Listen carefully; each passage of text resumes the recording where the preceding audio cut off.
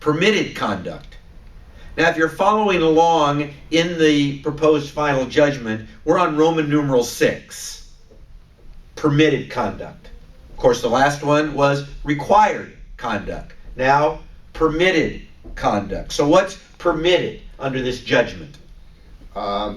Nothing in this final judgment shall prohibit NAR from adopting and maintaining the definition of MLS participant and the accompanying note together attached as Exhibit B. So we're going to talk under separate video about an MLS participant.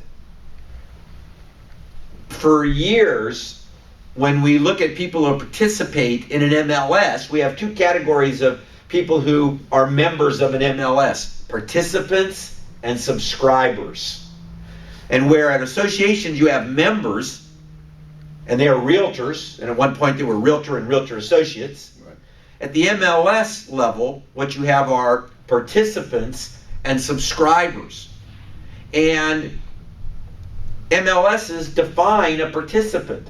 And what has happened in this judgment is that the Department of Justice has helped define a participant, and they've made that new definition of a participant Exhibit B. Right. So if you want to go and review Exhibit B as to what a participant is, you can. We will get to that and cover that in a separate segment. Right, because it's very important. There are people who will want to participate, but under the new definition, they're not going to be able to because they haven't met some of the criteria that we'll So who can be a participant of an MLS? Said another way, who can be a member of an MLS, access MLS data? Who can a homeowner do this?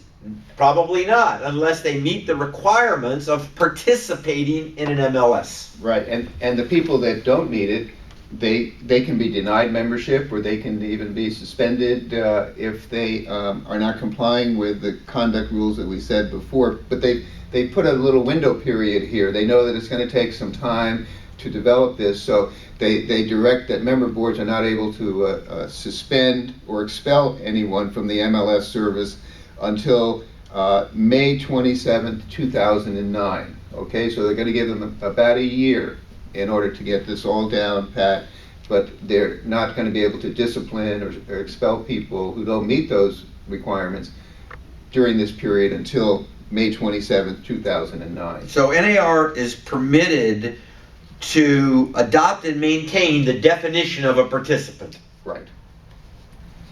And they even, come out and say that they're not prohibited from adopting and maintaining it or enforcing rules that are generally applicable on their face and that do not in their application unreasonably restrict any method of delivery of listing information to customers. Okay, well, that's kind of broad language, and people will be eyeballing this to see if there are any possible violations. So participants can deliver information, listing information to customers. Remember, we defined that earlier, capital C, customers. And that NAR can change the rules of participant, but cannot unreasonably restrict the method of delivery of that information. And that was really the crux of this whole thing, was the method of delivery of the information. And traditionally, the method of delivery of the information has been a consumer walks into a real estate office, they talk to a real estate licensee, the real estate licensee hands them a copy of the MLS book, which was prohibited back then, but gives them MLS information, information about listings. And the method of delivery was one-on-one. And it was eyeball to eyeball. And it was personal. Another method of delivery in years past could have been telephone, where somebody could call you and ask you for information, and you would give them information about properties over the telephone. Another method of delivery was faxing, where people would want listing information and you could fax them the information. And then when the World Wide Web became popular, a new method of delivery became available. Just like our MLSs changed, where the method of delivery of MLS content itself from the MLS to the realtor changed. And it went from the old legacy MLS systems to web-based MLS systems. The method of delivery changed, and then people got the idea that the method of delivery of MLS information from participant to consumer also could change. And that delivery mechanism could be the web. And maybe because the web is not all as personal as face-to-face, that we needed some rules, and that's how this whole thing started. Yeah, I remember back in the late 90s in Hawaii, it started also because some of the more dominant companies took the technology and they were putting on their websites all of the property listings. And they hadn't gone and got specific permission for it. And of course, you know, the rule basically is that you can't advertise property without the consent of the seller, or the listing broker can have it. And the issue became when they put all the listings on your website, whether that was advertising or just information. And there weren't any rules at that time, so the larger companies just put it there and they said, hey, it's not advertising. They felt they were in compliance, and I think that's when NAR finally started to get involved. You know, where some of the other companies were saying they can't do that, and there weren't any rules, right? And we discussed historically how we started to get into the development of the rules. Yeah, and then really the issue of advertising versus information was so critical, and nobody wanted to really talk about that. But to us, that seemed to be the defining point. Mm-hmm.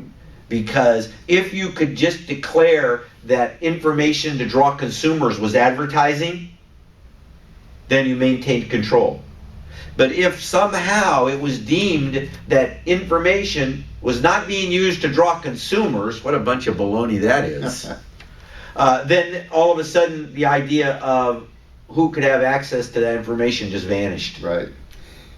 And you know, the control of the information was also such an important issue. I remember that, I think I showed you a slide in the late 90s of on a broker's site. He had a listing that wasn't his own. It was, Ken.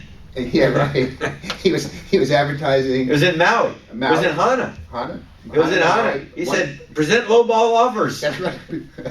He said, seller desperate to sell, present lowball offers. Present lowball offers. Well, can you imagine when the seller saw that on the internet, what his reaction was? And they go to the listing broker and say, well, how did you let that happen? And so I think that... And it wasn't even Ken's listing. No, it was someone else's listing. He was using it because it was attracting eyeballs, right?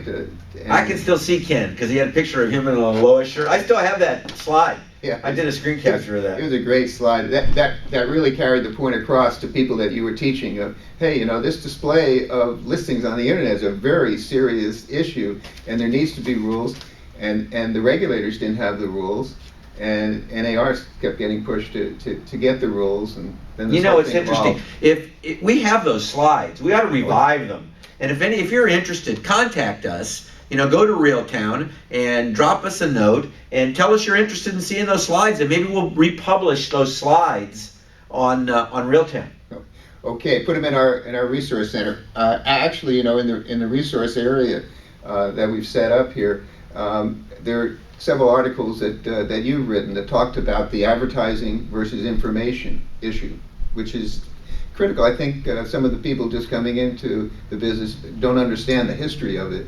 And yeah, actually, those articles were written a while back, but they really became the foundation of the conversation around this issue, and served us well in getting the word out so that more people could understand exactly what this was about. Because if you've been following with us here, this is not an easy concept for many people.